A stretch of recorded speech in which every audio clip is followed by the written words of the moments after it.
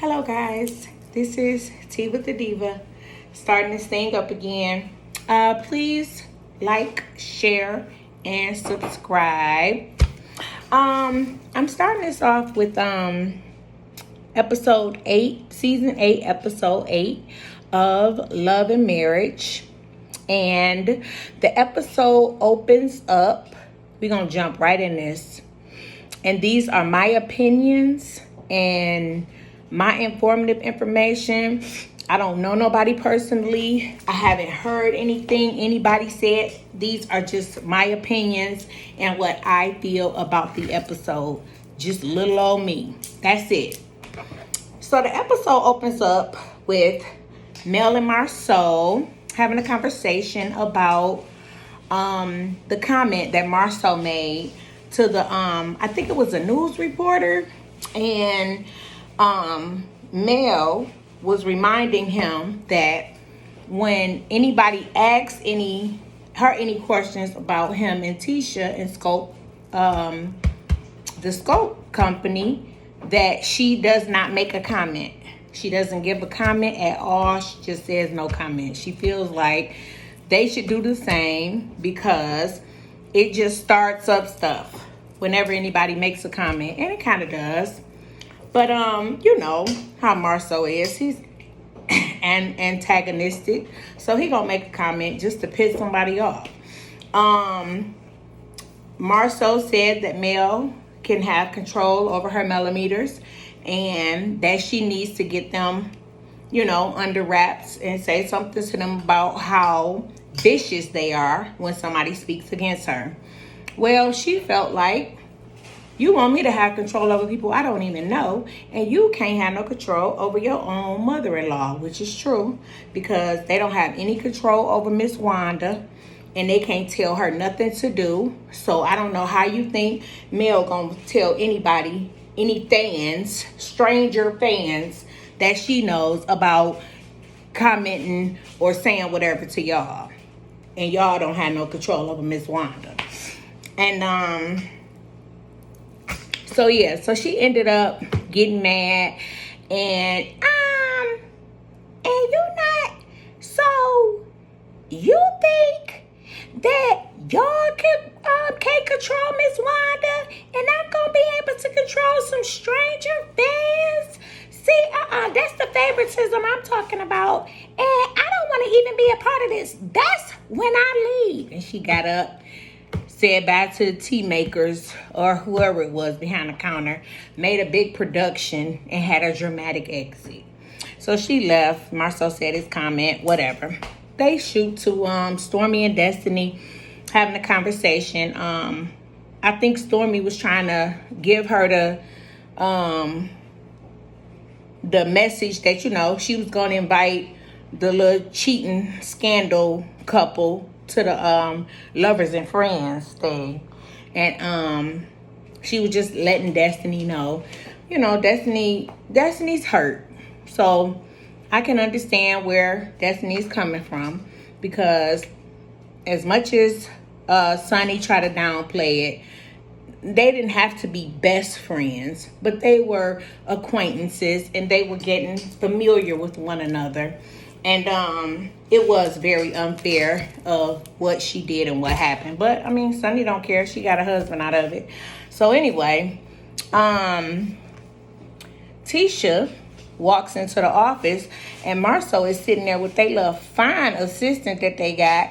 And I'm like, girl, I wouldn't have that pretty little girl around my husband, but go off, Tisha. That was a beautiful blue suit Tisha had on. I love that color blue on her. So anyway, he was catching her up on what him and Mel had conversed about at the coffee shop or tea shop or wherever they were, and telling her what happened and everything like that.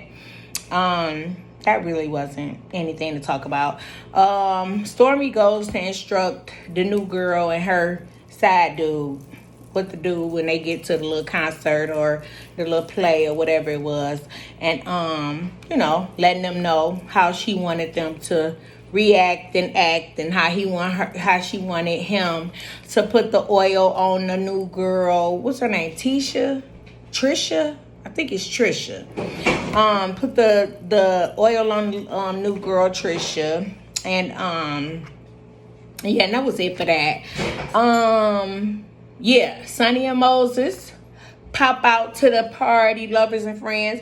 I think they cast members on there. They don't have a debut in the beginning of the episodes, but I think they are either like friends to the cast or regular cast members. I think they do kind of have so they got, obligations and meetings and all that to meet too. So anyway, they pop out, and then little Miss Shit Star Nell, she's so funny. She walk up, when you meet him, so when did you and Moses start dating? When did everything? Cause Destiny said you girls were good friends, and she wanted to know how you guys. She said you guys were dealing with each other while they were still dating, and you guys had gone on you had gone to her birthday party, and he was at her birthday party. A kiki, a hee, a wink, wink. Nell trying to get all the tea on the slide. It was so funny how she was trying to respectfully dig in her business. I was laughing because it gave me a big kiki, and you could just tell she a little shit starter, but she was polite and professional about it. If Sunni didn't want to answer any of her questions, she could have easily said, no, I don't want to talk about that. I don't want to answer that. That's none of your business. And it would have been okay. And so she pulled her to the side. They had that conversation. I think Sunni was able to win Nell over because she didn't have a whole lot of other information. So, she was able to kind of just answer her questions and get by her pretty smoothly. So then comes the situation of the hour. Sunni goes over to Destiny and asks, can we converse? Can we go over and have a conversation? First, she pulls Sunni to the side. Can I pull Destiny to the side and have a conversation with her? Sunni say, Stormi say, yeah, let me give y'all a room to go talk in. She goes and finds some little room where they can, have a quick chat. So Sunni takes Destiny in the back room, and she, tells her, well, you had a meeting with my husband and you wanted to talk to him, so I just figured I'd have a conversation with you. And Destiny just like, you ain't want to have no conversation with me then.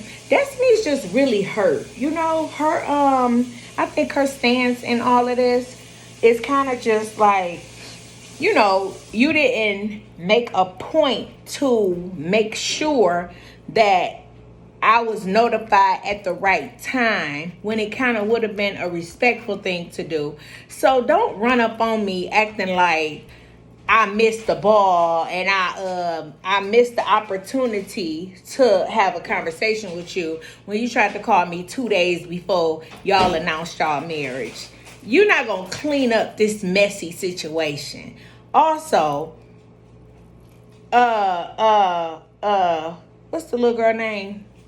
Sunni. She got to take some accountability. She a little messy.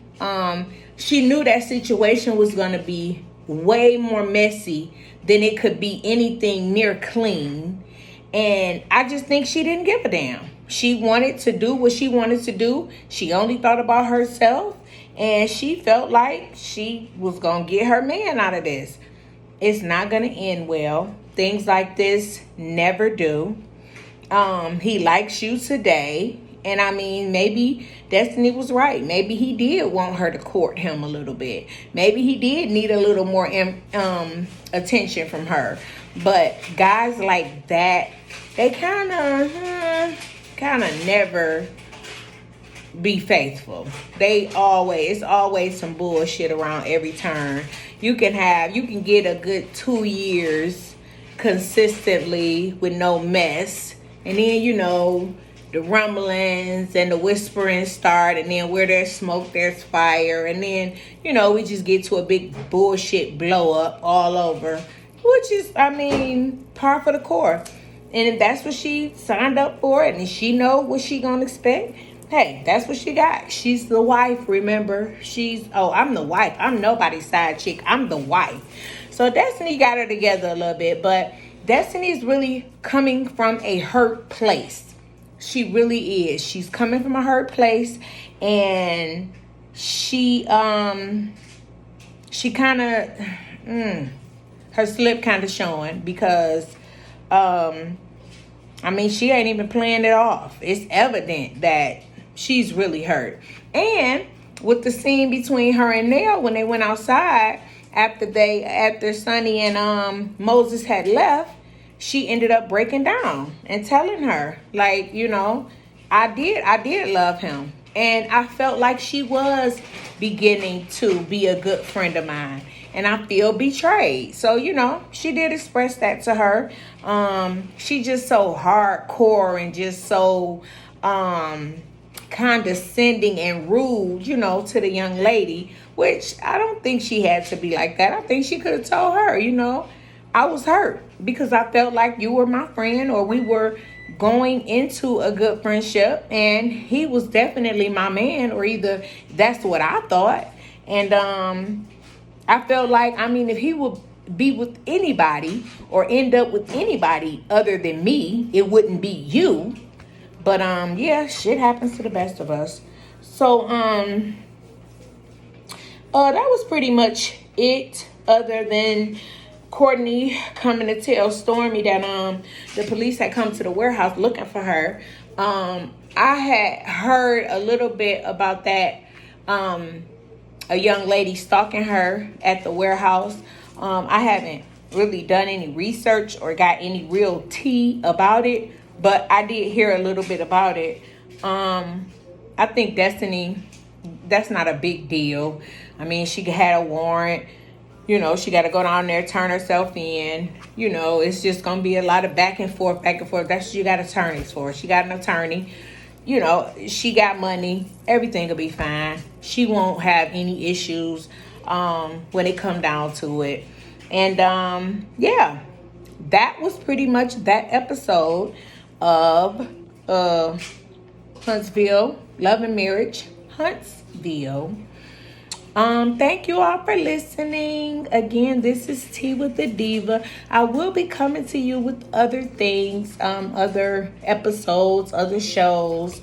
I will stay consistent this time. Scout's honor. And please follow, like, share, and till next time, Tea with the Diva signing off. Thank you.